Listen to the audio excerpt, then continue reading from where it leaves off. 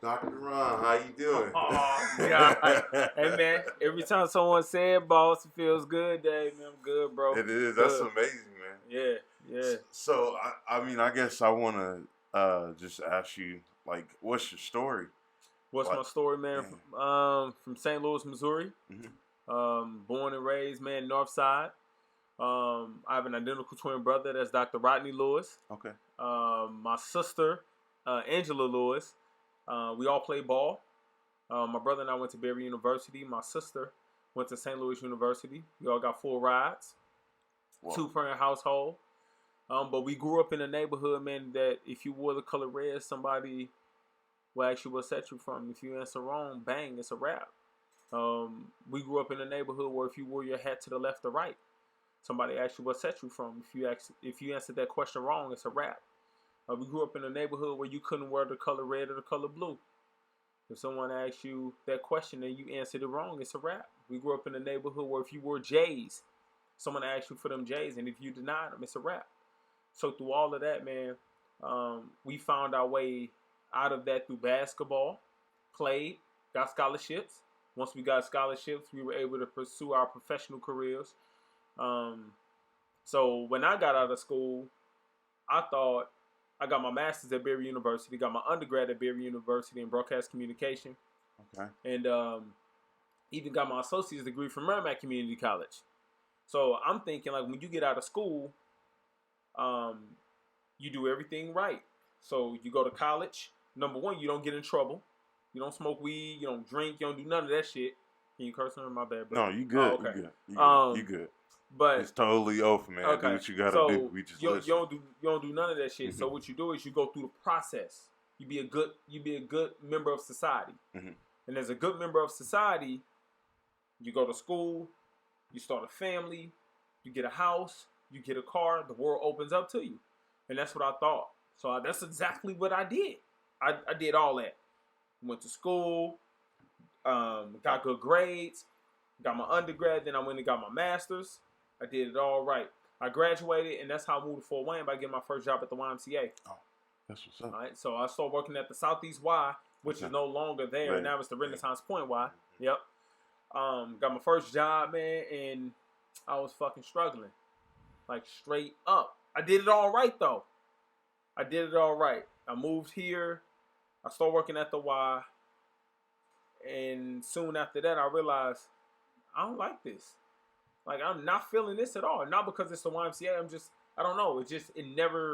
I never got a hold to it. I don't know how to explain it, man. I'm like, this ain't it. So then I leave that Y, and I go to another Y. Don't ask me why I did that one. But then I realized, this ain't it either. Damn. So then I get fired at another Y. So then I started working for the American Cancer Society. It was noble. I was helping cancer patients overcome cancer. And after a while, I'm like, this ain't it. I get fired. At this point, I got my daughter. I got my son. He's on the way. Man. And I have a house and I have 2 car payments. I get in my third job. My third job, I was working for this medical device company. At this point, I'm completely fucking lost. I'm working for this medical device company. Why was you lost? Huh? Why were you lost? About to tell you. Okay. So at this point, I'm lost. I'm working for this medical device company because, well, I'll answer it in a minute. But I'm working for this I always jump ahead. My mind is going. But I'm working for this medical device company, and I hated it. So I get fired. In a matter of 4 years, I get fired 3 times in a row. 3 times in a row, I had to go, which is now my ex-wife, you see why? I had to go to my wife at the time to tell her that I didn't have a job.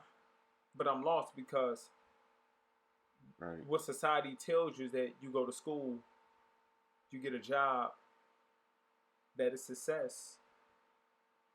I did all of that, and I still felt lost. I was confused because I did all of that, and I still didn't have the quote unquote success that I envisioned. Right. So I was confused as hell. But that third firing was one of the best things that ever happened to me, because once I got fired after that, I said, I'm never going to be in this position again. Out of that firing, I found my focus and I found my passion. Out of that firing, I wrote my first book. Out of that firing, I decided to pursue my Ph.D. before that, but I actually doubled down on it, and I found I found my calling, man. And then after that, I just answered it. It's little by little, step by step, which leads me here today. It's Dr. Rodney Lewis. Man. Yeah. So that's a lot. That's a lot. Yeah. That's good though. So how do you feel now after all of that? Well, the thing is, I wake up every day and I know what I'm supposed to do. Okay. So when you know what you're supposed to do, getting out of bed is not a drag. Mm-hmm. You see what I'm saying? Like when you know when you answer the calling that the great creator has given you, staying up a little later, not a big deal. Your focus becomes sharper. You don't watch as much TV. You don't play as many video games because you know what you're supposed to do. And if you're not doing it, you feel like you're not, like something is missing in your life. That's one of the biggest things from 2019, 38-year-old Ron to 32, 33-year-old Ron. Yeah. So could you recognize before all of this that's how you were feeling? Like, could you recognize those emotions? Yes, because every time I heard someone speak, I'm like, I could do that. Every time I saw someone, like, I would go to YouTube, and that's when I heard, like, Eric Thomas, mm-hmm. The motivational speaker. I'm like, man, that's me. Like, I can do that. I know, like, and honestly, when I was working in those not-for-profits, that was the best part of my job when I would go and speak to people. That was the easiest part. So then I did in the midst of all that, after the third firing, I read a handful of books. I just started to work on myself, and that's the thing. People don't understand. They want to change the politics of the world. They want to change all this other shit. But when you change yourself, everything is better. And I'm just living testament of that. When I doubled down on me and made myself better, my money got better. My car got better. My living situation was better. My productivity was better when I changed. See, first when I got here, I thought it was the city of Fort Wayne. I'm like, oh, Fort Wayne ain't ready for something like me. That's why they firing me. They don't get me, And then I thought it was just the lack of opportunity. Oh, there ain't enough opportunity for me. No, man. When I changed myself, when I said, what do I want to do? Not what they're doing or what not giving me. When I want to do something, when I made the change, it all got better. And that's what I just find people don't do. They don't work on themselves enough. They want to blame everyone else. But there's an old African proverb that says, if there's no enemy within, the enemy outside can do you no harm. I live by that shit. So how do you make that change while dealing with other people, like in the outside world that's not your family? You know what I'm saying? Like on a day-to-day. Well, I'm going to be honest with you, Dave. I don't deal with people. I don't deal with buffoonery. Gotcha. I just don't. Because, again, if you're called to, it's like this. If you know you got to go to work at 8 o'clock in the morning, mm-hmm. and someone calls you and they start getting into a conversation, and in the midst of the conversation, you're like, man, if I keep talking to this person, I'm going to be late. I got to call you back. That's what you do. If you got to go somewhere and someone come knocking on your door, you don't say, well, let me stop everything and let me talk to you. That's not what you do. You say, man, I got to go, man. Can we pick this up later? That's how I feel about what I do. But the thing is, I just don't call people back. I just don't answer the door. Not every opportunity to speak to someone is an opportunity. Sometimes that shit is a setback. Because I'm I think time is precious. I'm not willing to just give it away. I value my time. Okay.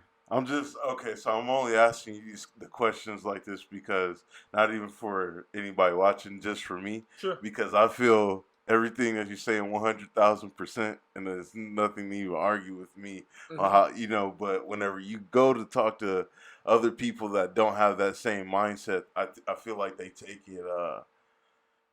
it some kind of way and they get in their feelings or something. It's just like, hold on, you asked, I didn't announce it. I was mm-hmm. just working. I just did the action and you felt offended, if I'm not talking to somebody, I'm not gonna go make an announcement like I'm not talking to you. Like Mm-hmm. that's what children do.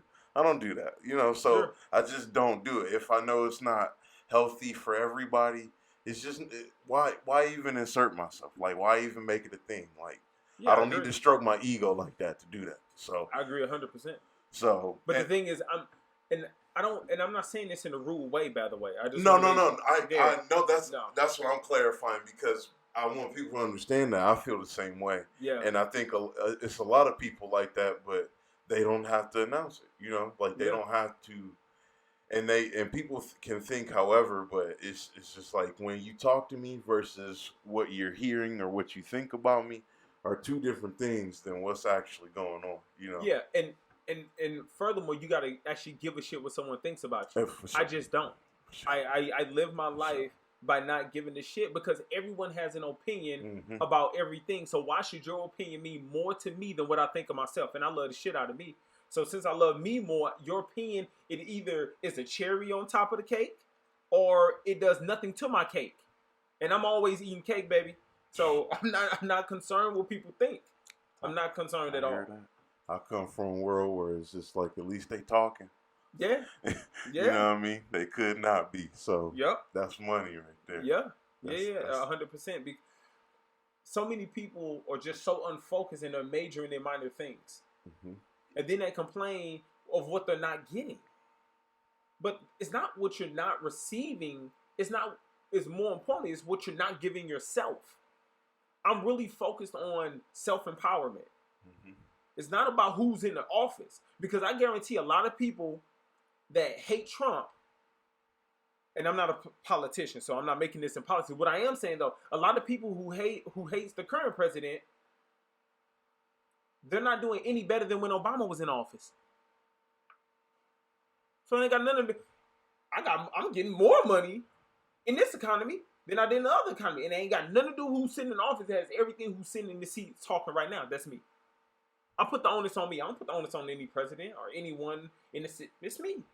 It can't be not whenever everybody else is getting it too. Exactly. You can either not be getting it or on your way to getting it or exactly. going back. Or just becoming better. Right, yeah. exactly. Yeah, it has nothing to mm-hmm. do with who is sitting in the seat, who's in your house. It has everything to do with when you go to sleep at night, what are you thinking about? Man. When you look in the mirror, who do you see? That's what it comes down to. And if you see shit, you do shit.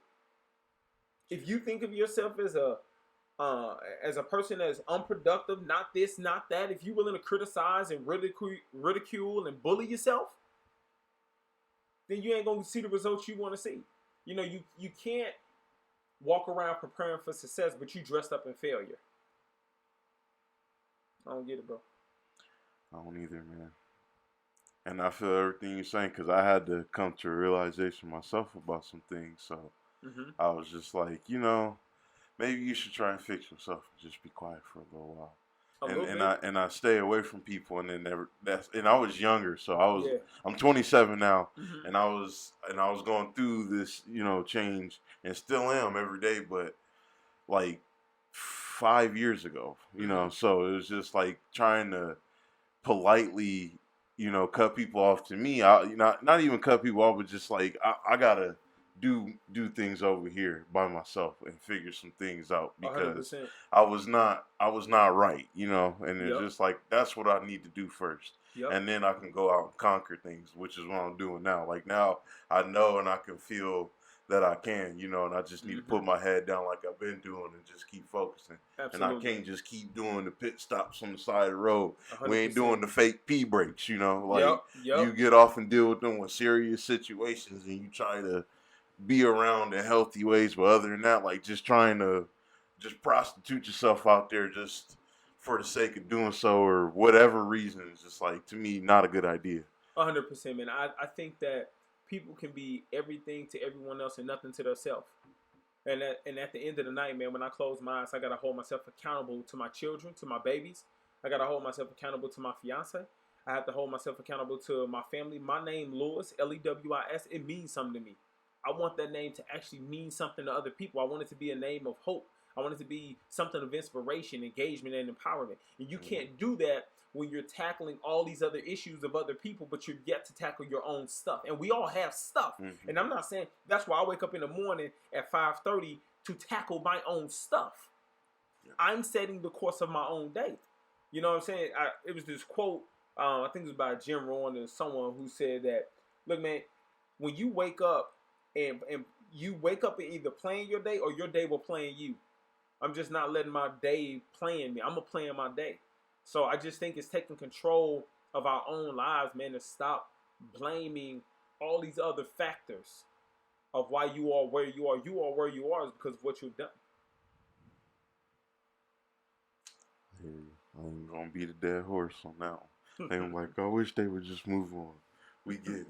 Yeah, well, y'all, we all need to hear that every day. It's facts, man. That's I kind of let people know all the time. Like I feel like all these issues that's going on would just stop if we would just look at ourselves for 5 seconds and just be really honest with yourself. Yep. And once you do that, I feel like all this nonsense, no matter what it is, would just kind of stop, and then we can get on. But I just don't think that would happen because people are always on the go or in some other thought, and they don't want to take that time. It's just like, I think that's necessary for everybody. It's scary if you don't. I think so. There's a great quote that says, man, an unchallenged brain should never be trusted. An unchallenged brain should never be trusted. Some people refuse to challenge their own thoughts. Some people refuse to look in the mirror long enough to actually see an illustration of what they truly see. A lot of people fake it behind logos. A lot of people fake it behind so-called status. Man, the only status, when you go to sleep at night, are you comfortable with you? You know that. That's what that's what I'm working on every day. And actually, that's kind of what the Lewis influence, my identical twin brother and I, that's what we center our organization around, helping students and then moving into the business world and helping business professionals be better on the job. So how did you start doing all that? Because I had seen you through Crane, and he showed me a couple of your videos, and then I searched a link which I'm gonna put out for everybody else to get to. But that's how I seen you, and I was just, as soon as I was like, I wonder how the questions just started coming to me. Yeah, how, what, who, so when, again, where. I got fired, and then I started working actually at PFW, which is IPFW. Okay. And I started working for this program called TRIO, Student Support Services. Okay. TRIO, not Student Support Services, I'm sorry, Upper Bound. So I was working with like first generation college students, which was a blessing because that's when I actually found my voice. So, after the third firing, I knew I wanted to get in higher ed. I was already doing some teaching, Ivy Tech, even at Brown Mackey, that school that closed down. I was doing some teaching there, and I loved it, man. Like, I felt like that was part of my calling. Came so easy and so natural.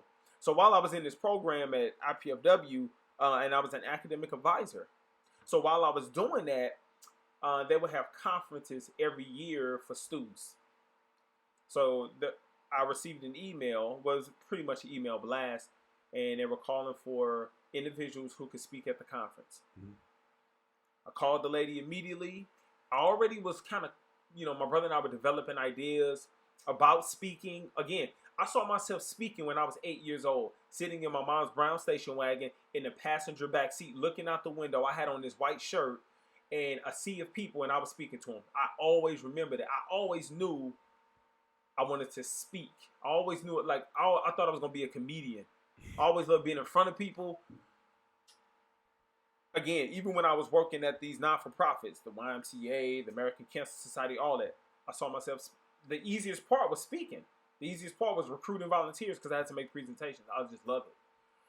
So when I got that email, I called the lady, the person that's putting on the conference, and she said, "Yeah, we still need people to do breakout sessions." But I asked her, "Well, do you have someone to do the keynote?" She says, "No, we're looking for someone. Can you do it?" And that's how it started. And I said, "Yes." And she said, "Well, what do you talk about?" I said, "Grit." And she was like, "Well, you have something?" I was like, "Yeah, I can see you something in about 48 hours. I get off the phone. I call my brother. I'm excited. She wanted to pay us to do it. And, man, the rest is history. Man. The rest is history. Yeah. Can you imagine not asking? I can't imagine. That's yeah. I haven't thought about that. Yeah, I can't imagine. Yeah, I don't know because my first speaking engagement that I got paid was $100 and some chicken at this high school Mm-hmm. banquet. But she was trying to, she paid us at least more money than I've seen from speaking. It's not even a lot comparatively where I'm at now. But I was so excited. I mean, just to speak and someone to actually want to hear my brother and I's voice, Mm-hmm. and the reception was just overwhelming. So That's good, man. yeah, I feel like stuff like that is just opportunities that people don't normally take, and I feel like it's because of yeah, a lot of what I seen on the link I got is like based on fear and stuff like that, and yeah, I've had to tell a couple of people that I know personally, like I gotta tell you honestly, every moment is an opportunity for something, for and something. Yeah, and if you're not looking for nothing, you just going day to day, and you don't really care, or you already got what you planned out, so you're not gonna seek those opportunities, and that's fine, but don't frown upon me because I do, right. because I like to talk to people and I like to stay curious. Mm-hmm. So I always wind up in situations like this, because we don't, know each other. Right, right. So, and I wouldn't have even had you here if I didn't ask. Yeah, So 100%. and I've had a million experience, not a million, but Yeah, close to it enough experiences where it's like if I didn't ever ask, I just wonder what wouldn't have happened, correct. because things could end up totally different without Yeah, being curious and taking that risk and not being afraid. yes, yes. And I think it goes back to just good old fashioned ancient philosophy, or what some would call biblical principles. Seek and you shall find. Mm-hmm. If you knock, it should be open. If you ask, it should be answered. I mean, it's just good old fashioned wisdom that it won't never die. Most Yep. people, they won't seek, they won't ask, they won't knock because that takes action. Yep. The results come from the action. Not the wishing, not the hoping, not your fingers crossed, but it comes actually into action. If people don't take enough action on a consistent basis to get where they want to get. In this day and age, either those creating videos, YouTube, podcasts, or whatever, people want it so instant, man. People, they got fast food dreams, even though the process is a Thanksgiving meal. See, they want to drive their car. It has to be a Bentley, right? It has to be a Right. Benz. So they want to drive the luxury car to the window and say, hey, let me have an order of a house. Let me get 2 cars, and for dessert, let me get a beach vacation. Don't work like that, fam. I don't give a damn if you go to what school you go to. If you're trying to be an entrepreneur or whatever you're trying to do, it's Thanksgiving. So what's the difference? Well, fast food is quick, it's easy, doesn't cost as much, and it's okay, but it doesn't taste as good as a Thanksgiving meal. That Thanksgiving meal, people wake up early in the morning, 5, 6 o'clock, to start making that one meal. And what happens? They bring everyone together to eat off that one meal. That's success.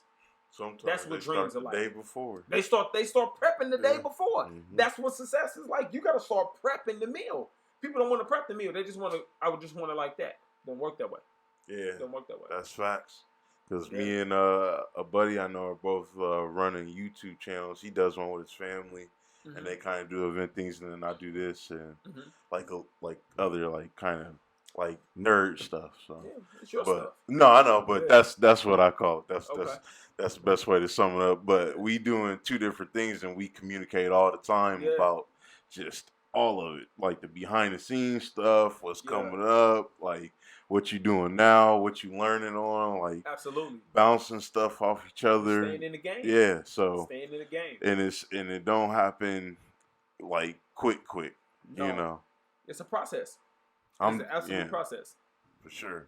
I'm coming up on like 50 subscribers, Mm-hmm. and that took like 2 months. Mm-hmm. So Mm-hmm. I look at the people that got like the 168K, or they getting close to the million, or they in the million. I'm like, man, y'all was doing something since the dawn of this, wasn't y'all?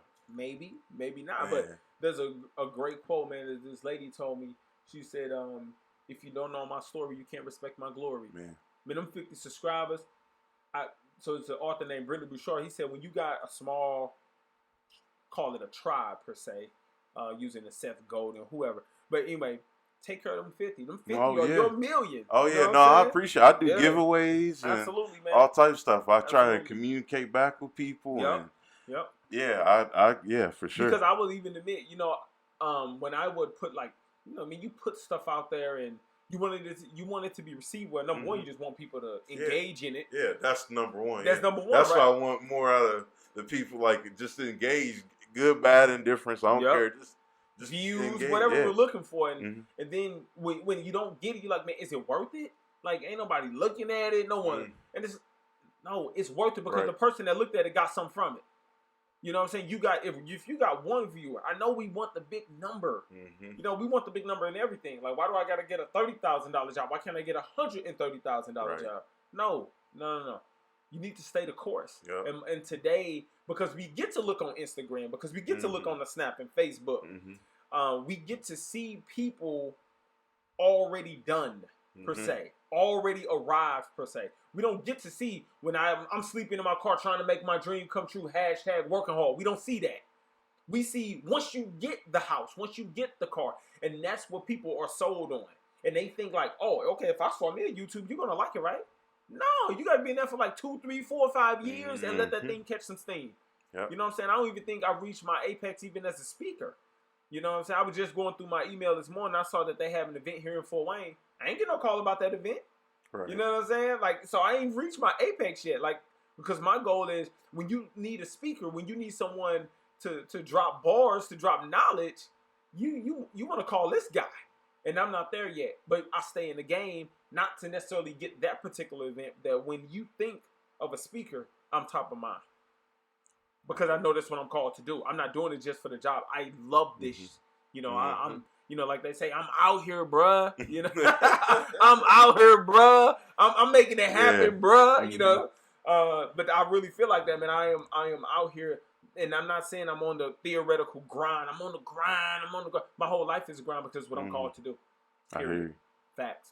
No, man, you young. You got plenty of time. Plenty of time. Yeah, plenty of time. But I want to be around those who want to be around me. Oh yeah. I don't want people. You know, I don't want followers who just like, man, I just click. Yeah. You know? No. I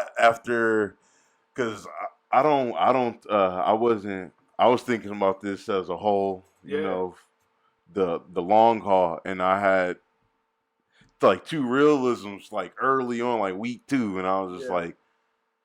You know, that's when you gotta take a deep breath, and then I was just like, "So how serious about this am I?" And and then I'm like, "How serious are you not about working for other people for the rest of your life?" See, I'm serious about that. Yeah, and I'm like, yeah.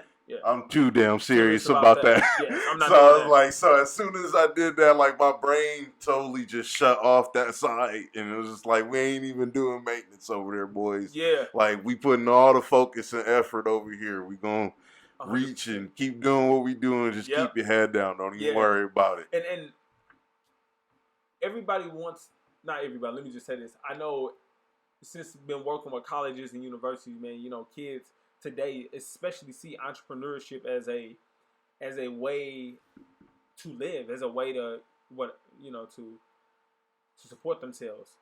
Shit is hard as hell. Oh yeah. That's what they don't understand. It's hard. Like, I want to have my own business. Okay. Cool. Right. All right, yeah, you can have your own business, but how dedicated are you really to that business? You know, and as a person, and I work for myself, and you got to get you got to go and hunt. Mm-hmm. You got to hunt for that client. You got to hunt for that next engagement on, like, as it relates to what I'm doing. You know, ain't nobody handing out no checks. Yeah, ain't nobody handing out checks on this side. Yeah, so, and you know, my daughter got an appetite for the mall, baby. You know, she got an appetite. And she's only 11. It's only getting worse. But I am so dedicated to not work for someone else because there is not a job in America. There's not a job on this planet that I would ever be more enthusiastic about than what I'm doing right now. Not even close. I don't give a shit about anything else than what I'm doing right now.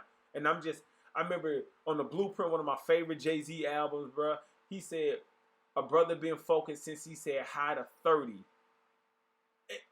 I didn't understand that when I was 21 and I heard the album. At 38, I totally understand that. I totally understand that because your focus shifts when you hit 30s and you're like, what do I want 40 to look like? What do I want 50 to look like? And I just can't see myself clocking in and clocking out.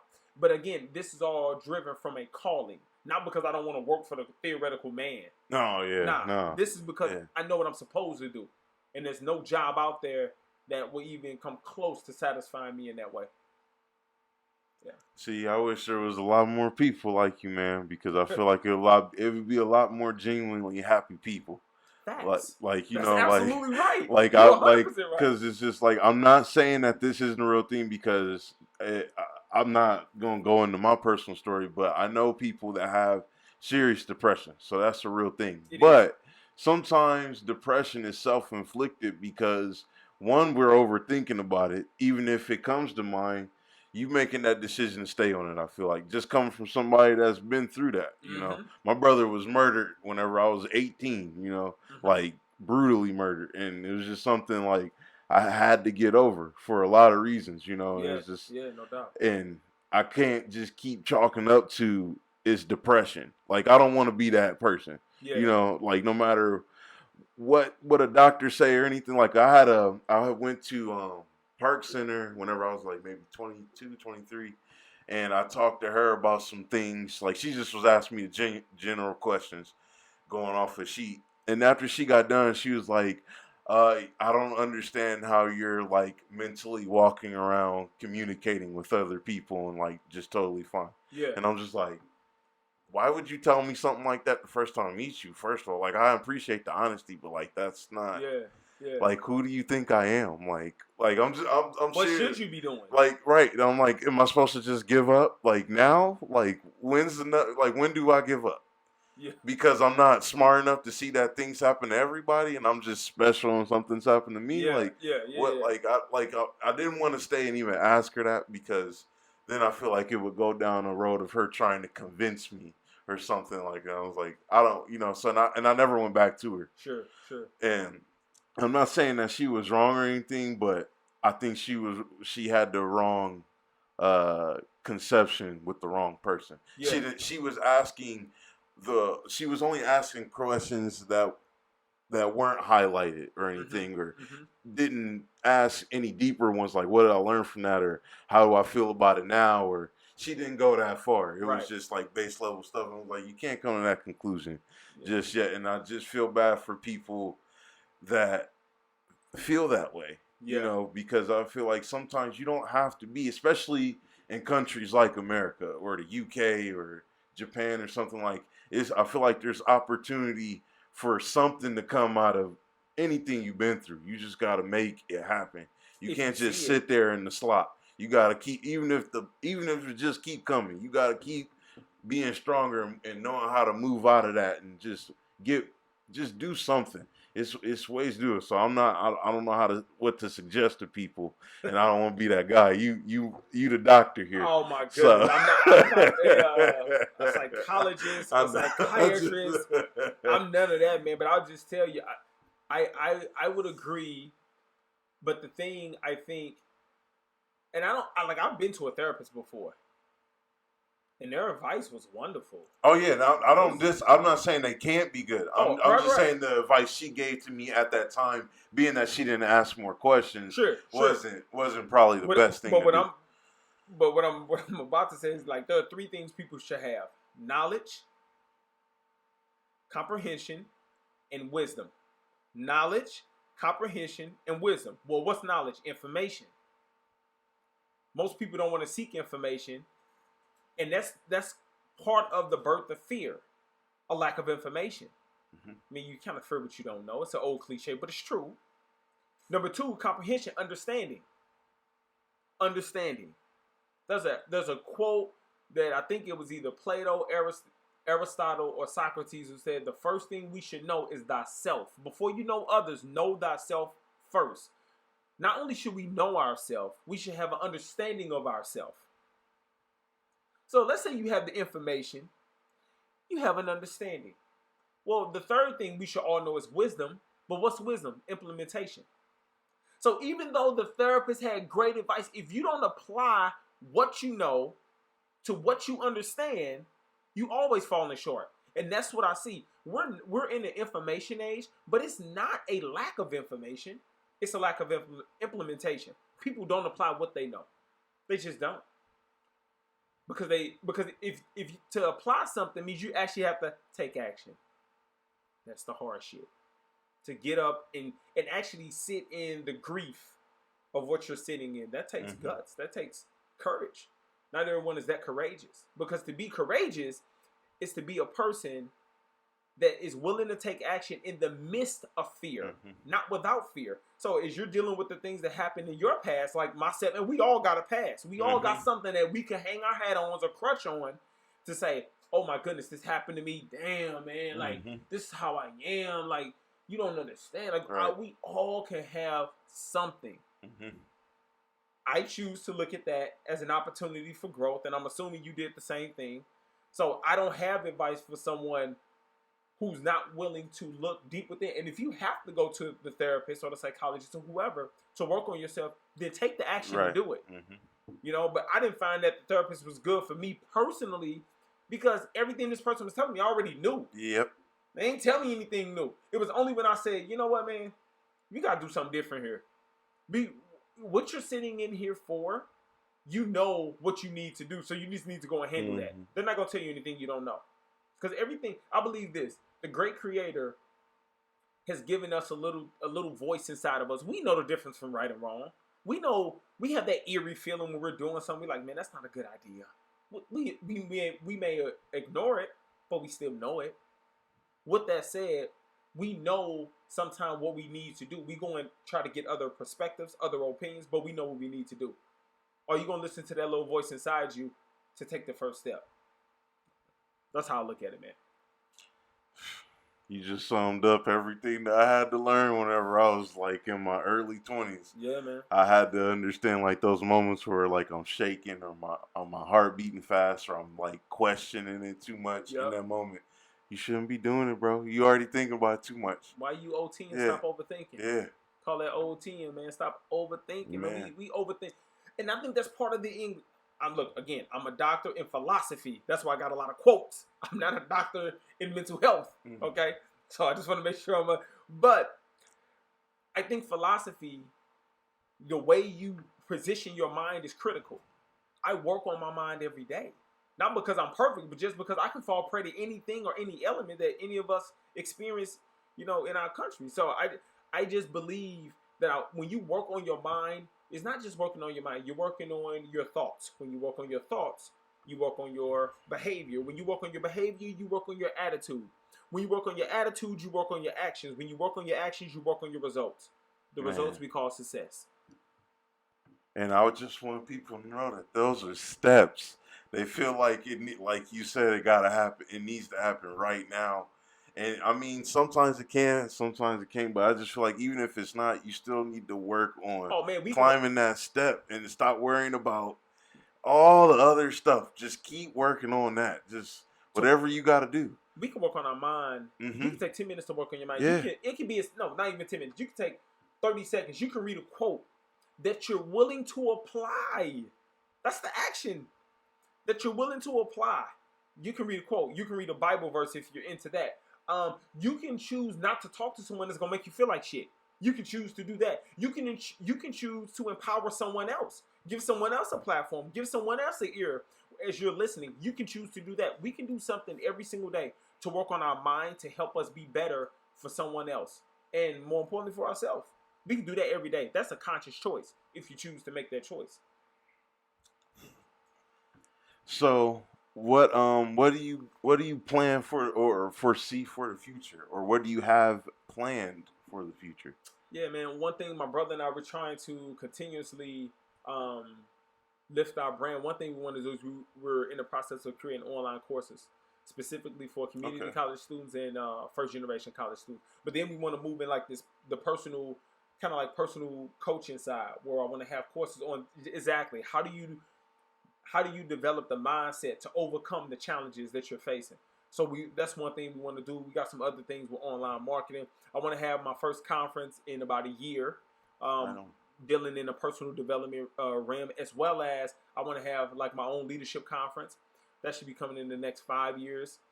So, and we want to write. We're in the midst of writing. Well, let me back up. We have 3 books slated, not all coming out at the same time, but we have 3 different books. I know one we want to write is called The Grit Life. One I want to write for the business world is called F Your Title, Embrace Your Team. Because I talk with a lot of CEOs. I talk to a lot of those in their respective organizations, and people are miserable. People are absolutely miserable at their job. Someone listening to this is fucking miserable. They hate where they work, and it has to do with not only their perspective, but the culture that they're working in. It's toxic. It's like any relationship. If the relationship is bad, it's hard to function. It's hard to be creative in conflict. So I want to help the business world make their work environment better. So those are 2, and then my brother and I always being creative from that realm.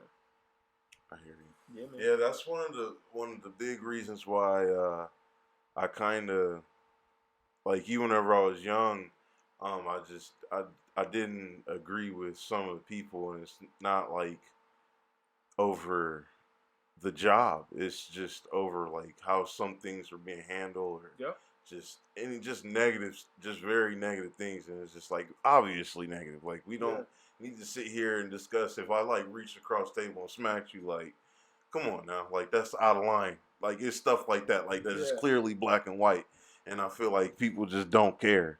And in all business, where like it doesn't matter how professional or how sleazy the job look or whatever, it's just all over, and it's just like I don't want to be around that, because it's like you got 5 to 10 good people, and then the rest is just like doing all types of things. Who, what, when, where, and they just don't care. It's professional things. It has nothing to do with,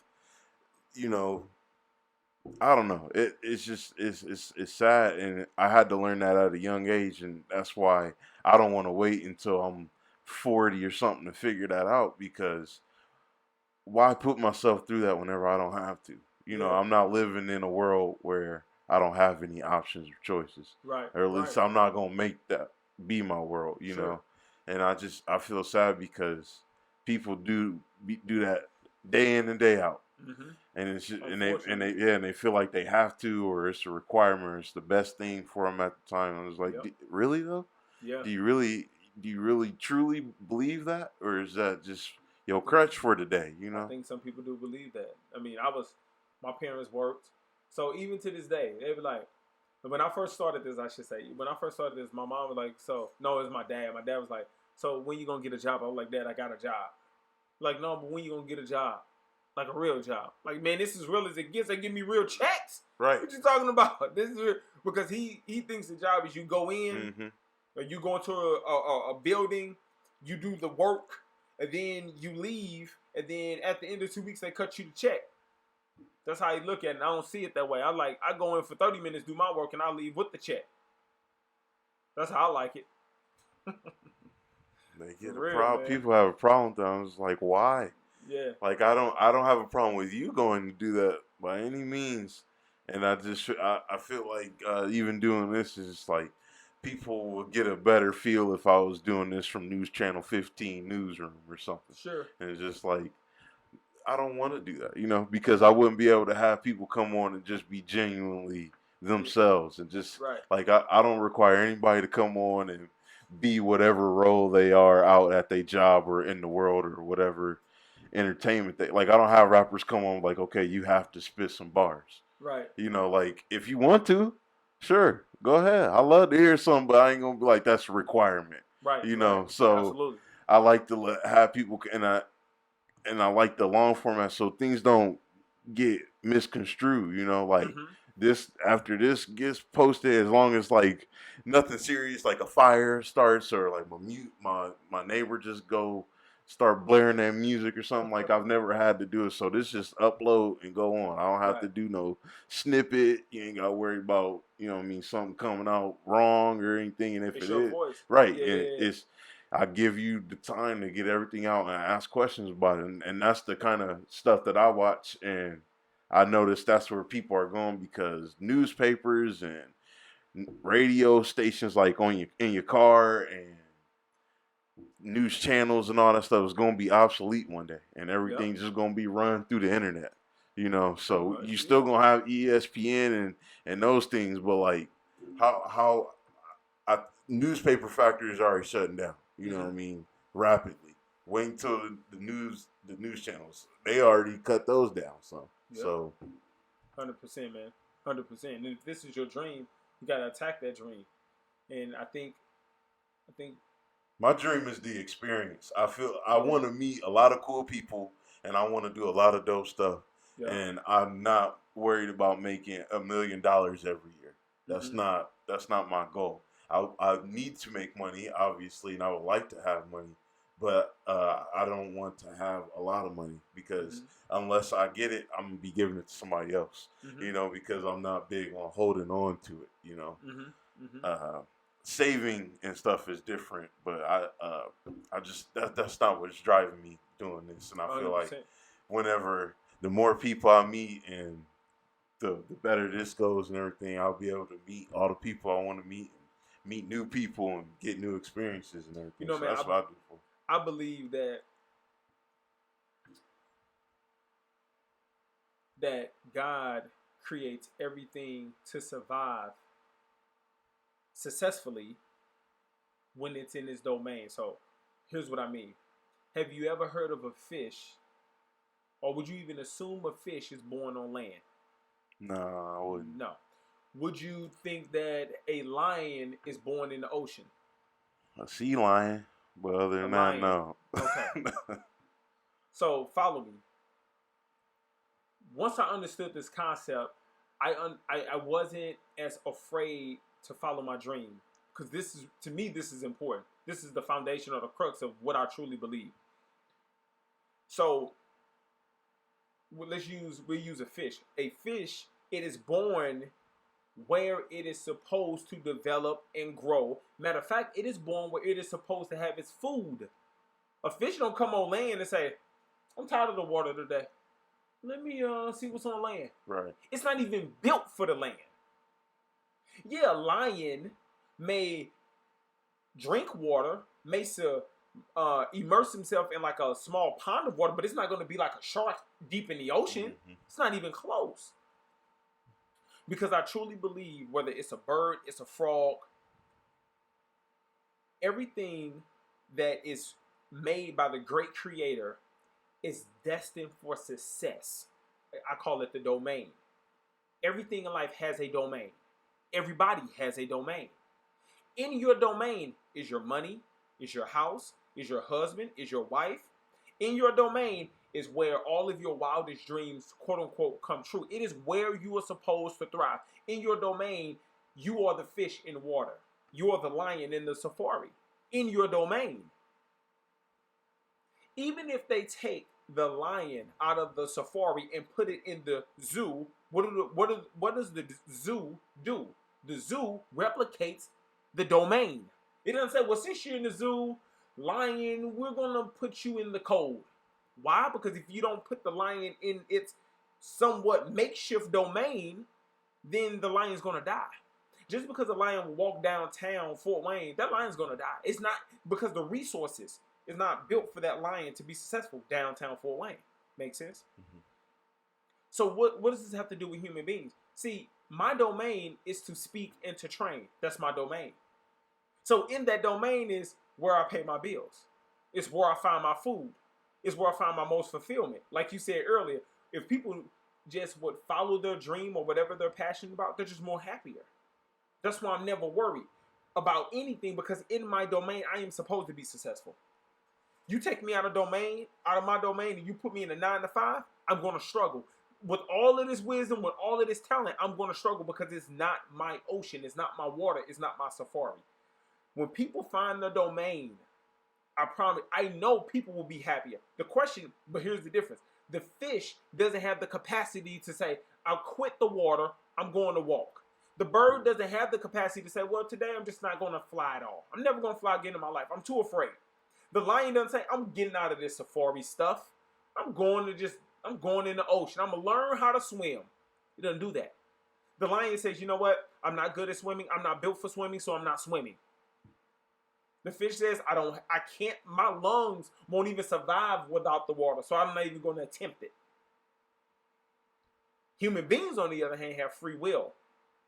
So if you're really good at singing, you can say, yeah, I don't like to sing. I think I'm going to be an accountant. Yeah, you're going to be an accountant. You're just going to be fucking miserable. Mm-hmm. Yeah, I want to be an accountant, but I think I'm just going to be in management. You're just going to be fucking miserable.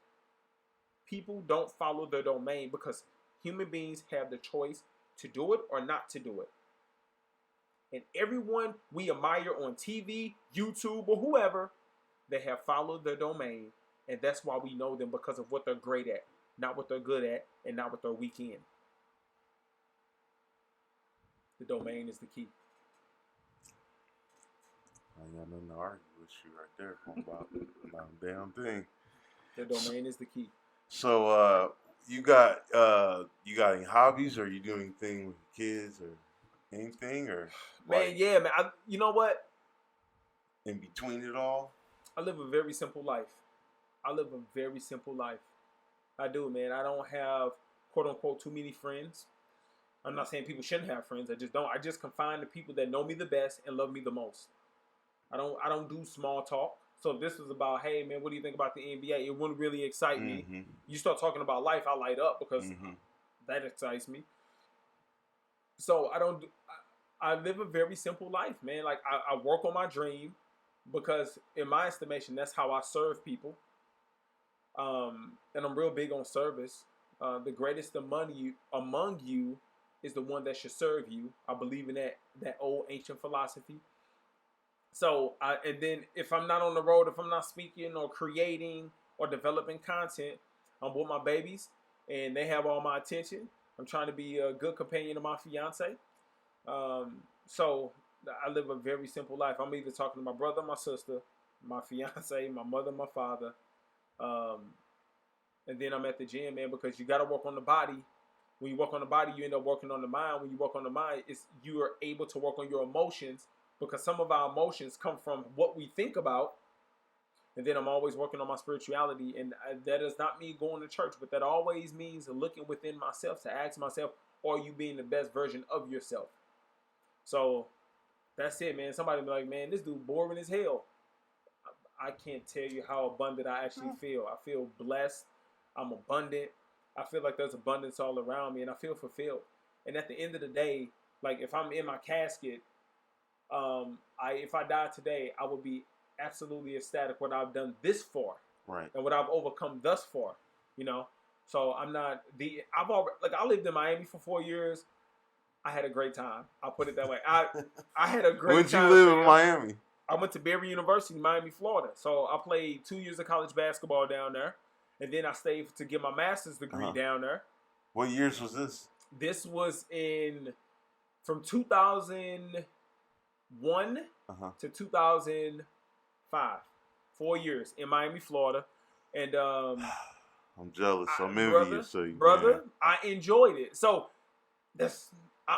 and then if I want to go somewhere, man, my fiance will take a trip to Tampa. We took a trip to Tampa, or get on the Legion. Them boys mad reasonable, and we just go somewhere, man. And I'm comfortable. How much are they? Allegiant flights, man, you can get a round trip for like $100. Yeah. Yeah. Cause I'm a Miami fan, so I've been to Florida once, and I wasn't in Miami. We was like 2 hours away from it, and I was just about to get in my car and go. Yeah, but now, I had six Allegiant other won't dudes. take you to Miami. Allegiant won't take you to Miami, but they will take you to certain places right. in Florida. But yeah, man, like to me, that's what it's about: having the means to do it, having the opportunities to do it. And I'm just not asking somebody for vacation time. I'm a grown ass man. I don't need to ask another man for vacation. I'm good on that. So, but yeah, man, that's what I like to do. I like to travel. I travel a lot for what I do. So. Yeah. Where are you headed to next? Next, let's see. So this is in August. We're in August. So next, I was just in St. Louis last week. So in September, no, actually in Columbus. I'll be in Columbus next week. Okay. I'll be in Columbus. I got a training to do with a company, and then I'll go to Illinois. Sauk, Illinois is a small town, but I'm doing some work with some college students. I'll come back. I'll be in Kokomo. Then I'll come back, and then I'll be in Wichita, Kansas.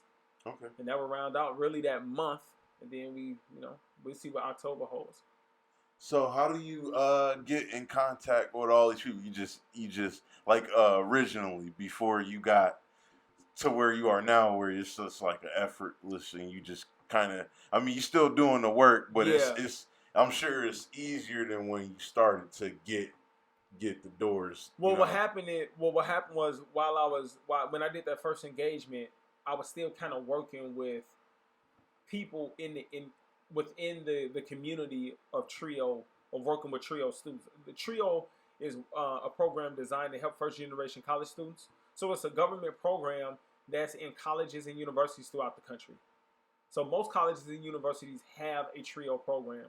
So while I was speaking, I was still working in it. So I would still be going to conferences. I'll still be meeting people.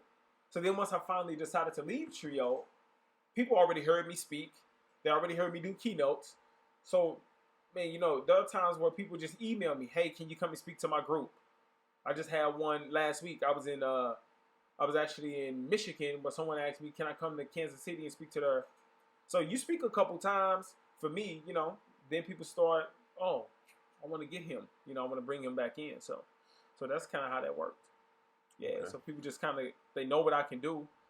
And then after that, man, they want to either bring me into their group or they want to bring me to a conference or something like that. So it's almost effortless, but that's the part where you have to double down because you can think that it's so effortless that if you don't put content out and if you don't continuously kind of put yourself out there, that'll dry up. So you and on top of that, you're still at the mercy of someone else of them picking up the phone and calling you. So sometimes you have to pick up the phone and call them. Because I have to. So, I mean, some people get like they get told to me by people that come on the show, or I just have to go and call them. And I wonder if it's just like that forever. Or exactly. I asked the same question, but it's the hunt. Yeah. That makes the food so good. Yeah, that's why I say I don't mind, but I just I was just curious, because like I'm a curious dude, so I ask all type of questions. The longer you do it, the more people are gonna say, "Hey man, can I be on your podcast?" Yeah. And then it won't be an issue of like, "Man, who am I gonna get on this week?" And sometimes like there'll be months where it's like gig, and there's a month where it's like no gig, and like okay. Mm-hmm. I'm glad I'm managing my money properly, But I'm still young in it. I mean, I've just started in 2017 doing this full time, where this is the only thing I do to eat. So I'm still young. It's only 2 years. Okay. And I pretty good 2 years so far. Yeah. So yeah, man. Yeah. You just want to. Every year, my goal is to do something, take another baby step to make it what I see in my mind every year. Okay. That's the goal. Okay, well, gotta get you out of here soon. Absolutely, so my last question is, before you leave, if you could give somebody any advice just once, what would it be? If I could give someone any advice, it's my last time speaking to them, man. It's simply this: if you want to be better, if you want to make your life better, if you want more money, if you want more happiness, if you want better relationships, if you want a better job, if you want a bigger house, if you want a better car, work on your brain. Work on your brain. Before you put the money in the pocket, you have to change your mind. Your mind governs all. There's an old quote by a guy named James Allen. He said, "The body is servant of the mind." The body will only go as far as the mind allow it to go. So if your mind is riddled with self-doubt and fear, you're not going very far. Change your mind. Work on your brain. Work on your thoughts first before you work on anything else. Okay. I hear that. I appreciate that. I took that in myself. I was like, it's time to throw out some little rusty gears in there. I'm getting nothing clogged up. Well, Absolutely. I appreciate you coming by. Appreciate it, fam. I appreciate it, man. Really glad to meet you. Absolutely. I'm gonna keep following you. I'm gonna do my best to help you out. I appreciate it. And I really appreciate everything you said, and I'm sure other people will too. Appreciate the love, bro. Yeah, thank you, man. Thank you, boss. Yep. Y'all take it easy.